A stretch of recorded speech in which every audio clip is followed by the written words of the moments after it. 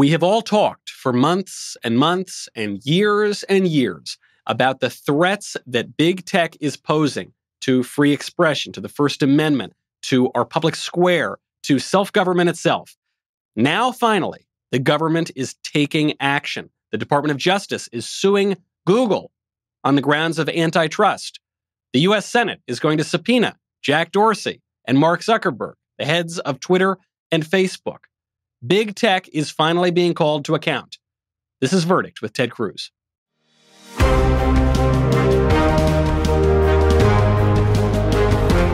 Welcome back to Verdict with Ted Cruz. I'm Michael Knowles, joined as ever by Senator Cruz. Senator, I like to think that on this show we predict the future, and I guess sometimes actually maybe affect the future, because we're talking about laws that could be passed and big moves that could be taking place in the federal government. Last episode, we talked about this crazy story with big tech censoring a New York Post investigation into Hunter Biden and possible corruption involving Joe Biden. Big tech suppressed the story, shut it down. We all saw it going on for days. Now it appears the federal government is taking action. All I've seen are the headlines, Senator, that the DOJ is going to try to break up Google and that the Senate Judiciary Committee is going to subpoena the other heads of big tech.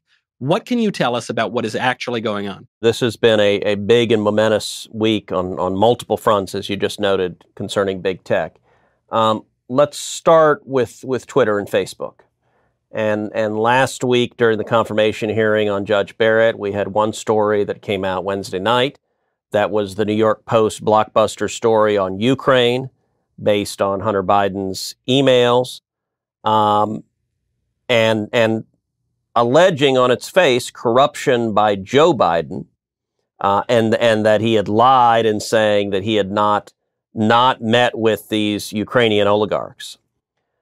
The next day, Thursday, and we recorded a Verdict podcast with that information that night, because both Twitter and Facebook blocked that story.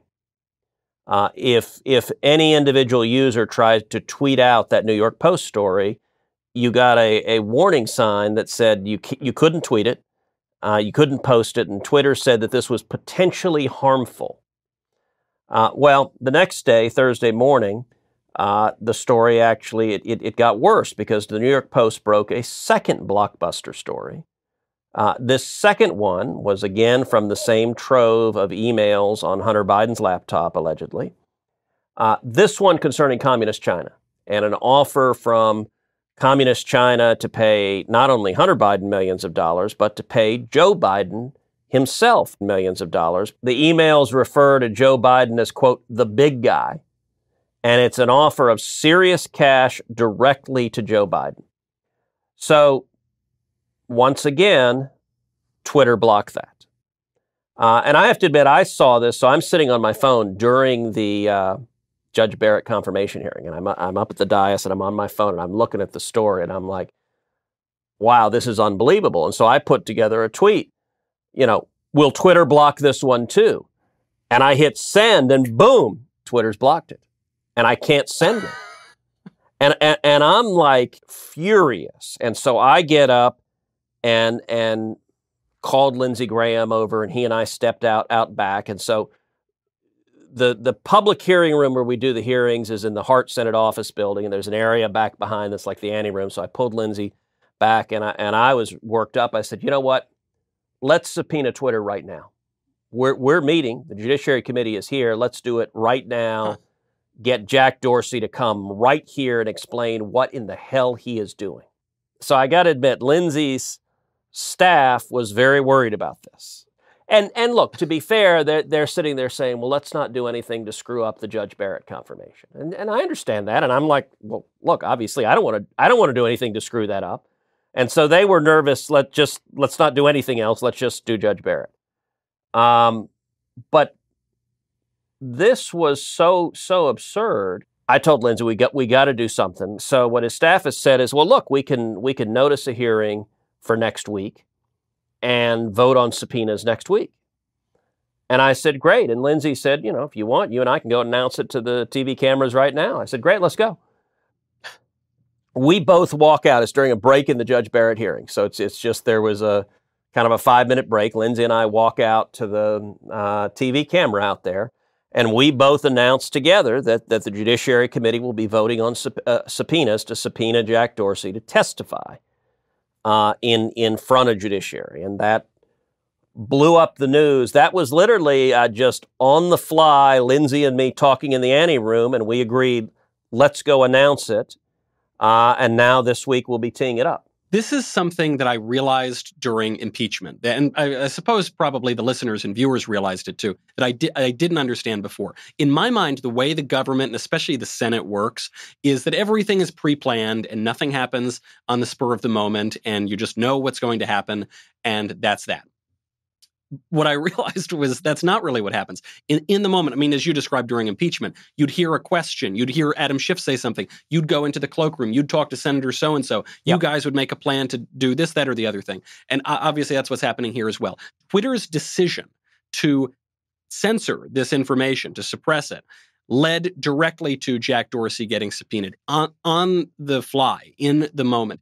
And we'll get into the legal issue, I suspect, in a moment. But I think it is important for listeners to consider just the way that our political system is structured right now, that a U.S. senator in a hearing trying to post new information that has just come out from the oldest continually published daily newspaper in the country, founded by Alexander Hamilton, the New York Post, trying to put that out there in the public square, could be censored by a tech oligarch in Silicon Valley. That is regardless of the legal question, that is the political situation that we're looking at now as we head into these subpoenas. So look, you and I, and on Verdict, we've been talking about tech censorship a long time. And a lot of us have been very concerned about tech bias and censorship for years.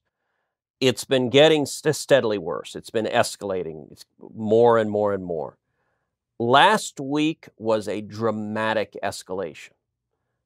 Last week, it's one thing for big tech to silence individual Americans speaking. They're doing far too much of it. It's wrong, and I am leading the fight to stop it. But last week represented something very, very different, which is they silenced a major media publication. The New York Post has the 4th highest circulation of any newspaper in America. And not only could you or I or any American, you couldn't tweet their story, Twitter actually blocked the New York Post itself. Prevented the New York Post from posting their own story and silenced the media from speaking. And it actually, Politico, certainly not a right-leaning publication, to put it mildly, a Politico journalist sent out some tweets about the New York Post story, and the Politico journalist got blocked. And this is big tech asserting the power to censor the media. Yeah. And, if reporters had even the tiniest hint of integrity, they'd be losing their minds over this. Right. Because this is literally Jack Dorsey and Mark Zuckerberg saying they can decide what media outlets in America can report and what anyone in America is allowed to see. Because if they can censor the New York Post, they can censor the New York Times. If they can silence Politico, they can silence the Washington Post, or they can silence Fox News. And crossing that threshold of we're now going to silence the media is incredibly dangerous 2 weeks out from an election. Certainly. No reporter cares. That they're so invested in defeating Donald Trump that they're willing to let Jack Dorsey censor them and to decide which of their stories can be published. These are American oligarchs. I mean, you want to talk about the oligarchs of Russia? These are oligarchs with money that believe they're drunk on their own power. Right. I think this is the point when people use the phrase fake news. I think sometimes it's a little bit ambiguous what that means. But I think in its most precise meaning, it's not that every single news story is false. It's not that every single reporter is corrupt. It's that the news itself is fake because it isn't the news, because the focus is not on reporting the news. The focus is not on standing up to censorship when the outlets are censored. It's all just about advancing a narrative that benefits one political party over another. Well, and so most of the Democratic senators have ignored this issue, have ignored the New York Post story, have ignored ignored Twitter censorship and Facebook censorship. By the way, the Biden campaign has ignored it. So Joe Biden, about the only thing the Biden campaign has said is there's no meeting with the oligarch on his official schedule. So they haven't denied that this was Hunter Biden's laptop. They haven't denied that these are Hunter Biden's emails. They haven't denied that Joe Biden met with the oligarch, even though he said previously he did not. They haven't denied that Communist China offered Joe Biden millions of dollars. So no one's even asked them. You know, Biden did an ABC town hall the day after these stories broke, and they didn't bother to ask him. It simply doesn't exist. It's been disappeared. Yeah. But when it comes to Democratic senators, to the extent they've said anything about it, their talking point has been, this is Russian disinformation. Okay, well, I'm not aware of any evidence of that. The director of national intelligence has said it's not. But if somebody has evidence that it's Russian disinformation, great, show us the evidence. Look, if these emails are fake, that's highly relevant. But at this point, Joe Biden isn't claiming they're fake. Right. Well, it would seem, the fact that the Biden campaign won't deny it, and the fact that photos were released as well, either these Russian disinformers have the greatest Photoshop skills in the world, or what we're looking at is legitimate material from Hunter Biden's computer. If something's fake, that's actually what journalism is for. So I'm perfectly fine with people reporting it. If you share the New York Post story, it turns out the story is wrong, fine, then put out the refutation and show that it's wrong. But big tech doesn't want to do that. They just simply want to make it disappear. And I think big tech believes they are not accountable to anybody. And that's why I think it's so important that they testify. Oh, I think so as well. I was thrilled when I saw that you were calling for Dorsey and Zuckerberg to come and testify. I have to ask you for a little behind the scenes, though, a little cloakroom gossip, if you don't mind, which is that I've seen headlines that some Republicans on the committee are wavering. That's the term that's been reported. Are people going soft here? Are we actually going to hear from Zuckerberg and Dorsey or not? I believe we will. It is true we are having, I guess, what I'll characterize as vigorous internal conversations. Right. We were supposed to vote today. This is Tuesday. You and I are talking. I think the pod will probably come out tomorrow. But we were supposed to vote today on the subpoenas. We haven't voted today. There is a vote noticed for Thursday, so 2 days from now, on the subpoenas. Twitter and Facebook are right now negotiating with the Judiciary Committee about potentially appearing voluntarily. And actually, next week, they're going to be appearing before the Commerce Committee. I also serve on the Commerce Committee. So I'm going to be at a hearing next week with the heads of Google, Facebook, and Twitter anyway. Commerce is a very different committee than Judiciary. I'm on both of the committees, so I'm fine with that. But Commerce, the issue is Commerce focuses on Section 230 will be part of the discussion in the Commerce hearing.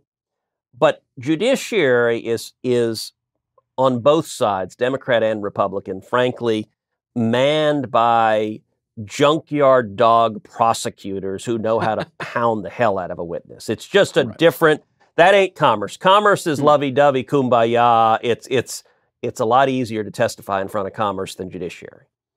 What I am pressing for, what I want to see happen, is I want to see Dorsey and Zuckerberg testify in person. Now, they'd prefer to do it remotely. Yeah. I want to drag their asses to Washington to sit down in that hearing and answer questions, and I think it needs to be before the election. I believe we'll see them testify before the election. I hope it's in person. That's what I'm pressing for.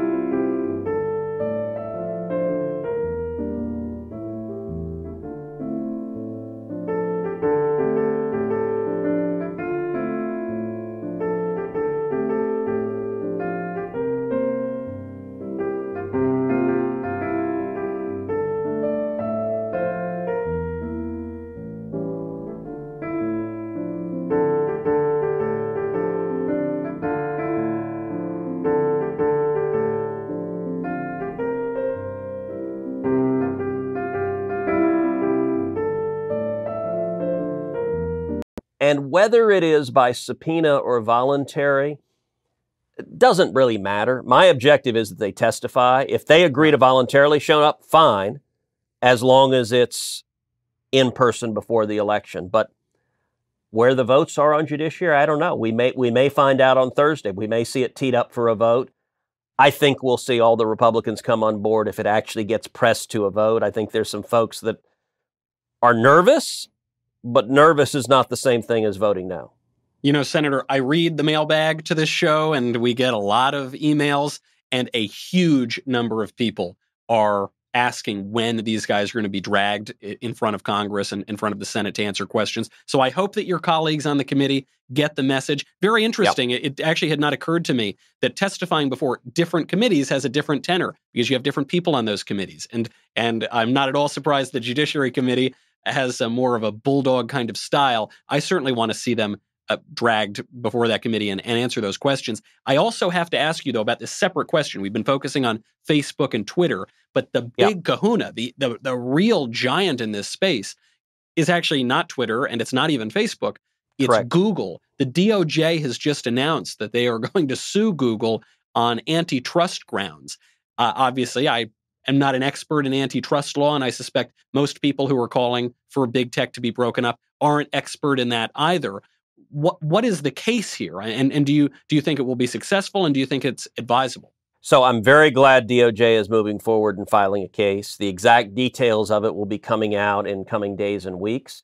But as I understand it, they're bringing a case that Google is a monopoly and it's abusing its monopoly power. And at least some of what the case is focusing on is that they force, for example, phone companies to preload Google on it as your search engine when you get a phone. And they use their market power to prevent competitors from doing the same. Yeah. And look, Google is very good at leveraging one monopoly into power in all sorts of other areas. And so from the initial announcements, that's what the case is going to focus on. I hope one component of the case is using their monopoly power to censor political speech. That doesn't fall as traditionally or cleanly into antitrust laws. And it's one of the things we've talked about. In fact, when you and I talked with Bill Barr, I mean, I have in the last 4 years raised this issue personally and directly with the president multiple times, with the vice president, with the White House chief of staff, with the White House counsel, with the attorney general, with the deputy attorney general, with the assistant attorney general for antitrust, with the chairman of the Federal Trade Commission. I mean, this is, I think it's the biggest threat in the country to free speech, to a free press, and to our democracy, to our elections. So I hope, and Google is by far the worst actor. So as I sort of rank the actors of big tech, Facebook I have problems with, but comparatively speaking, they're the least bad of the big guys. Then there's Twitter, which is quite brazen. And then by far the worst, I believe, is Google. And Google owns YouTube. So I throw YouTube into it. And you remember Google's motto used to be, do no evil? Yeah, don't be evil or something to that effect. Don't be evil. Don't be evil. Yeah, and then they just scrapped it. I mean, they literally scrapped the motto. And I don't know if it was what they were twirling their mustache in like the fires of Hades to which they were condemning the globe and decided, oh, let's not forswear evil anymore. I mean, it really is. The amount of, look, Google's worth over $1 trillion.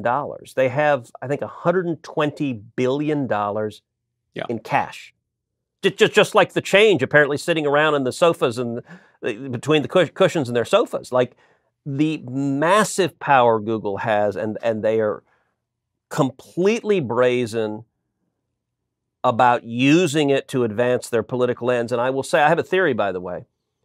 So on these New York Post stories, we know that Facebook and Twitter blocked it. To our knowledge, Google hasn't blocked it. So I actually went to Google and typed in, and Google it comes up. And I have a theory that actually the reason Google didn't block it is because they knew this DOJ case was coming. That they're on mildly better behavior because they're facing massive litigation. I can't prove that. That's just a theory. No, it's a good suggestion, Senator, because I did wonder at the time, I said, wait a second, how's Google not jumping on this bandwagon? But of course, Google is getting word when you're talking about an entity as large as the DOJ or the federal government. Obviously, they know what's coming down the pike. And what you focused on there is search, which when most people think about how YouTube is abusing its power or Google is abusing its power, they think it's through video or they think it's through advertising or they think it's, but in this 57-page complaint that the DOJ has just filed here, they actually focus in on search, and search is Google's core product. If you make it to the first page of a Google search, that it has so much power, so much more power than if you're on page 2 or page 2000 for that matter. And Google, we know, manipulates search for ideological ends. But what do you say, Senator, beyond the ideological question, beyond the free speech question, what do you say to people, maybe they're a little more libertarian leaning, who say, listen, it's a free market and Google's a private company, sort of, and if Google, is not to your liking, well then, fella, just go make your own Google. Do you think conservatives are betraying our kind of free market preferences? Yeah, look, I understand those sentiments. I will say, by the way, that some of the voices, particularly in D.C., that echo them, some of the more libertarian outfits, get a whole lot of money from big tech. And one problem we have in our own neck of the woods, in terms of the center-right, conservative, libertarian world, is there are some folks who, if you write them a big enough check, suddenly, if you look at some of the most vigorous defenders of tech from all of this scrutiny, for many of them, there's a money trail to be followed. Right. But let me take the critique on face value. I am a free market conservative. I believe in free markets. That doesn't mean we don't have laws. That doesn't mean you don't have the antitrust laws. Yeah. The antitrust laws have been on the books for almost 100 years. Yeah. And abusing a monopoly position, which is what Google does, has been against the law a very long time. Of course, it is right the government shouldn't be regulating speech. We don't want some federal police officer saying this speech is good, this speech is bad. That would be a terrible outcome. And by the way, the Democrats would love that outcome. So we need to be very cautious about where they want to take this. But there's a difference between that and not letting someone abuse their monopoly power. And there's also a difference. Section 230, which we've talked about a lot on this podcast, is a special immunity from liability that Congress gave big tech that nobody else gets. And it's basically a subsidy. All right, you want to put it in free market terms? End Section 230 because it's a damn subsidy to the biggest, most profitable companies on earth. It's corporate welfare, and it immunizes them from behaving like the totalitarian Star Chamber. And so that's a pure free market argument, which addresses directly what the threat is and the magnitude. If you believe in the principles of free speech, which is that we ought to be able to speak and debate freely, allowing 1 or 2 billionaires to have a monopoly on every means of communication is a really, really dangerous phenomenon. Absolutely. I agree entirely with that. And I think there is nothing conservative about allowing a couple of oligarchs to dominate our public square and control the flow of information. And of course, there's nothing conservative about letting companies brazenly violate the law, laws that have been on the books for 100 years or laws that have been on the books for 25 years. You have assuaged my fears on this free market issue. And I think a lot of conservatives are recognizing that threat. We have a question, by the way, Senator, in our remaining couple of minutes that is just as important in my view. I was going to bring this up with you personally, as a matter of fact, because I was very worried when this was mentioned on the Senate floor. This is from Gregory. Is Senator Cruz really a vegan? Say it ain't so, Senator. This is after your colleague Cory Booker came out and made this wild accusation on the Senate floor. Please clear this up for us. It was a hurtful and scurrilous attack. It was deeply personal. Mm-hmm.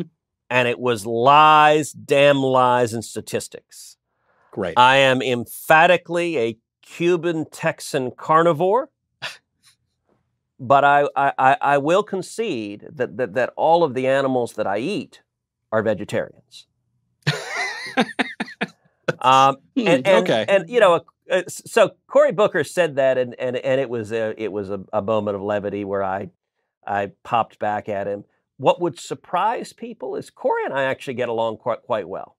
I like Cory personally. We've actually gone out to dinner, although I let him pick the place, and he went to a vegetarian restaurant. It was truly maddening. I was like, could they go kill some animal and serve it for dinner, please? I'll be right back. But look, I actually think one of the reasons Cory didn't do very well in the Democratic presidential primary is because he's not a jerk. Yeah. And I think they wanted someone to be tough and a jerk in that primary. And so Cory was kind of faking it, and he wasn't very good at faking it. Yeah. Yeah, I think that came across. The I am Spartacus moment is a good example of a less than authentic moment than we have seen. I agree. And he usually, when he's being his authentic self, he usually plays a little bit fairer, a little bit nicer, except for that awful lie. I have to tell you, Senator, we have had many meals together, and I thought, hold on, if Senator Cruz is a vegan, I think I've never seen him eat anything other than red meat at a meal, at lunch, dinner. So I'm glad that you've cleared this up. Nothing has changed in the meantime. So and you know this because are you still a California resident, or have you gone to Tennessee yet? Where are you physically right now? Just for a few more minutes, in about 10 or 12 days. But I'm in La La Land for now. Well, as you know, Heidi is a vegetarian, and she's from California, and her entire family are vegetarians. I'm married into a family of California vegetarians. I remember one of the first times I went on a family vacation with my in-laws. We were out on a houseboat on Lake Powell, which is spectacular. And my father-in-law was like grocery shopping. He didn't know what to do with his carnivore son-in-law. So at the grocery store, he bought a giant salami and said, "Here, Ted, here's some meat for the week." And it was kind of like, thanks, Peter. That's, and I will say, Senator, it shows how open-minded you are. You can have a conversation with Cory Booker. You can share a table with vegetarians, share a family with vegetarians even. Have I told you my dental theory of this, by the way? I don't think so, no. So I have a dental theory. So my father-in-law is a dentist. But my theory is if you look at the animal kingdom, every animal that has incisors, like we do, they are fangs, and they rip the flesh of other animals. The animals that chew their cud or chew grass, they don't have incisors. So my dental theory is, look, we have fangs for a reason, and that is to plunge our teeth into a ribeye. And my dentist father-in-law is not persuaded by that argument. Well, Senator, I find it very persuasive. We have those incisors and fangs for a reason, and that reason might be the testimony of big tech executives in front of the Senate Judiciary Committee. I suppose there are many uses for this. We will have to leave it there, though. Look forward to following the update on big tech and a number of other issues that we will have to save until next time. Until then, I'm Michael Knowles. This is Verdict with Ted Cruz.